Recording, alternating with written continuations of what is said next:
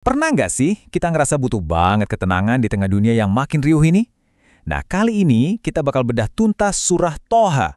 Ini surah ke-20 dalam Al-Quran yang terkenal banget sebagai sumber kekuatan dan kedamaian. Kenapa bisa begitu ya? Yuk kita cari tahu bareng-bareng. Oke, biar kita benar-benar paham seberapa agungnya surah ini, coba deh dengerin ini. Ada riwayat yang bilang kalau Allah itu sudah membacakan surah Toha dan juga surah Yasin 1000 tahun sebelum langit dan bumi diciptakan. Coba bayangin, sebuah kalam, sebuah bacaan yang usianya jauh lebih tua dari alam semesta kita. Ini aja udah kasih kita gambaran, wah surah ini benar-benar spesial. Oke, jadi perjalanan kita hari ini akan dibagi jadi 5 bagian. Pertama, kita lihat asal-usulnya yang luar biasa, dari langit. Terus, kita masuk ke kisah pertemuan ilahi Nabi Musa. Ketiga, kita bahas doa beliau yang super kuat. Keempat, kita ungkap kenapa surah ini bisa jadi penawar hati yang keras. Dan terakhir, tentunya kita tarik hikmahnya buat kehidupan kita sekarang. Sip, langsung aja kita mulai dari bagian pertama. Apa sih yang bikin asal-usul surah Toha ini begitu istimewa? Jawabannya, kisahnya itu dimulai jauh sebelum dunia ini ada. Jadi, buat yang belum tahu, surah Toha itu surah ke-20 di Al-Quran. Isinya ada 135 ayat dan turunnya di Mekah. Nah, namanya Toha itu diambil langsung dari kata pertamanya. Dan kata ini diyakini sebagai sapaan yang lembut banget untuk Nabi Muhammad. Nah, ini nih yang bikin merinding. Seperti yang tadi udah disinggung, menurut riwayat, surah ini udah dibacakan di langit lebih dari 1000 tahun sebelum penciptaan. Jadi ini bukan sekedar wahyu yang turun di zaman Nabi, tapi ini adalah bagian dari kalam ilahi yang udah ada sejak zaman azali, pra-keabadian. Saking agungnya surah ini, para malaikat yang pertama kali mendengarnya itu sampai terkagum-kagum. Mereka bilang, wah beruntung banget umat yang nanti akan menerima surah ini.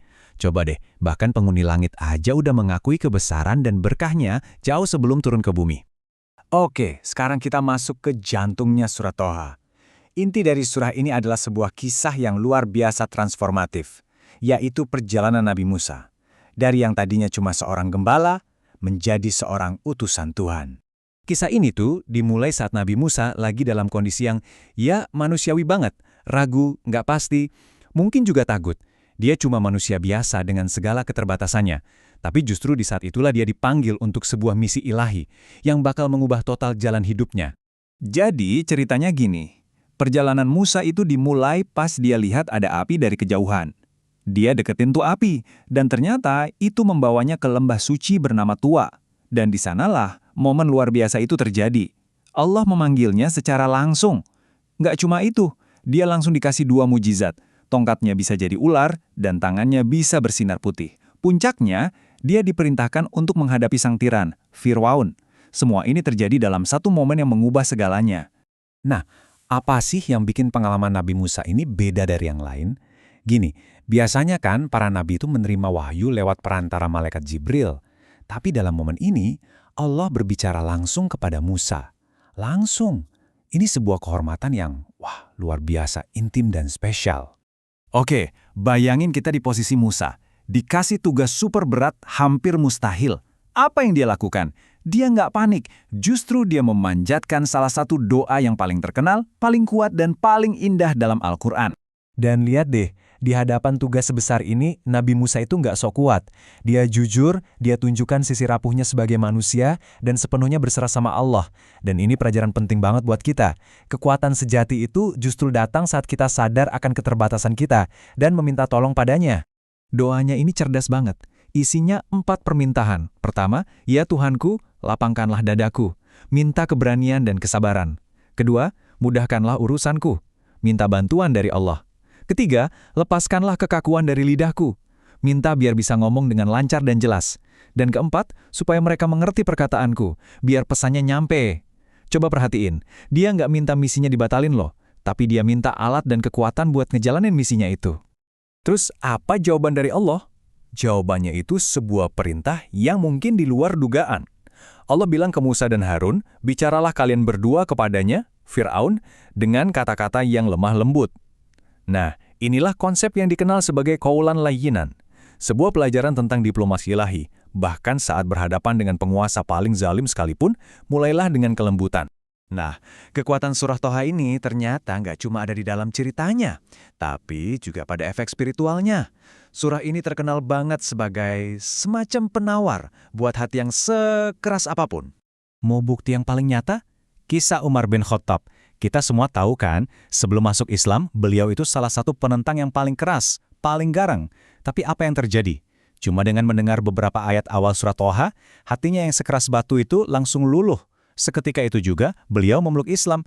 Ini bukti yang gak terbantahkan tentang kekuatan surah ini dalam mengubah hati manusia.